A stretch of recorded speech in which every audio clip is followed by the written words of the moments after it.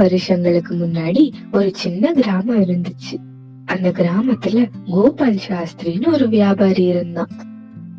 இவன் ரொம்ப புத்திசாலி. ஊர்ல யாருக்கு என்ன பிரச்சனை வந்தாலும் இவன் கிட்டதான் வருவாங்க. அவனும் அதை சுலபமா தீர்த்து வச்சிடுவான். அதே ஊர்ல ராகவ்னு ஒருத்தர் இருந்தான். அவனுக்கு கோபால பார்த்தா ரொம்ப பொறாமையா இருக்கும். அப்படி இவன் கிட்ட என்ன இருக்குன்னே தெரியல, எல்லாரும் இவன் கிட்டயே போறாங்க. நாட்கள் போக போக ராகவ் மனசுக்குள்ள பொறாம பெருசாகிட்டே போச்சு. ஊருக்குள்ள எந்த நல்லது நடந்தாலும் அது கோபால்னாலதான்னு ஜனங்க சொல்றத கேட்கும் போது இவனுக்கு எரிச்சலா இருக்கும். ஆனா இதெல்லாம் கோபாலுக்கு தெரியாது. ஒரு நாள் ராகவ் கோபால எப்படியாச்சும் தோக்கடிக்கணும்னு நினைக்கிறான்.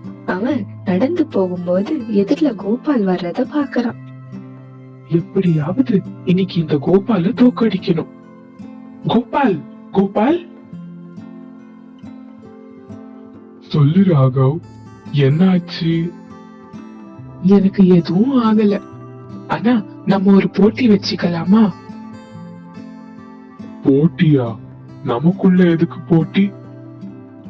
ஊர்ல எல்லாரும் நீதான் பெரிய புத்திசாலின்னு சொல்றாங்கல்ல, அது பொய்ன்னு நான் நிரூபிக்க போறேன். கோபாலுக்கு ராகவ நினைச்சு சிரிப்பு தான் வருது. அவன் இப்படி சொல்றான். ராகவ், இப்போ இந்த போட்டி நடத்துறதால யாருக்கு என்ன பிரயோஜனம் இருக்கு? சும்மா எதுக்கு நேரத்தை வீணடிக்கணும்? அதெல்லாம் எனக்கு தெரியாது. இன்னைக்கு நான் உன்னை விட புத்திசாலின்னு நிரூபிச்சே ஆகணும். இன்னைக்கு சாயங்காலம் 6 மணிக்கு நான் உங்க வீட்டுக்கிட்ட வரேன். நீ தயாரா இரு.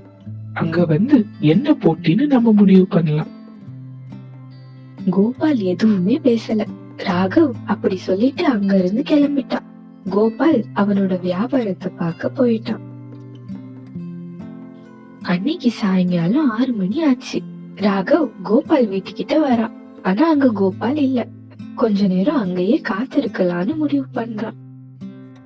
ஆனா அங்க கோபாலுக்கு இந்த போட்டி ஞாபகமே இல்ல. அவன் பாட்டுக்கு வேலைய பார்த்துட்டு இருந்தான். இந்த பக்கம் ராகவுக்கு காத்திருந்து கோவம் வருது. இந்த கோபால் பெரிய பயந்தாங்கோலி போல. நான் அவ்வளவு சொல்லியும் அவன் வீட்டுக்கிட்டயே வரல.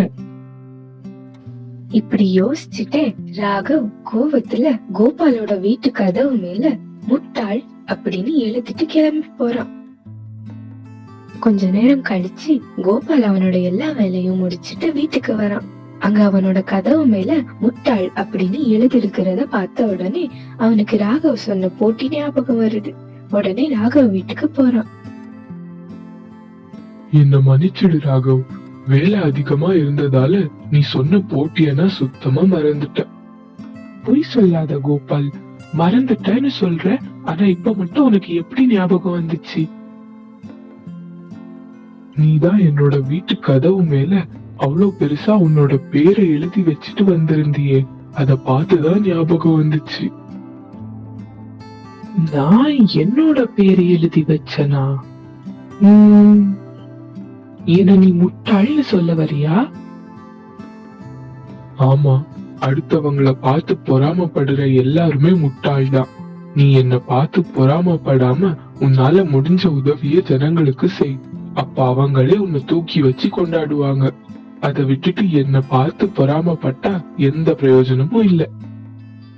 ராகவ் எதுவும் சொல்ல முடியாம தலை குனிஞ்சு நிக்கிறான். நீங்களும் யாரையும் பார்த்து பொறாமப்படாதீங்க.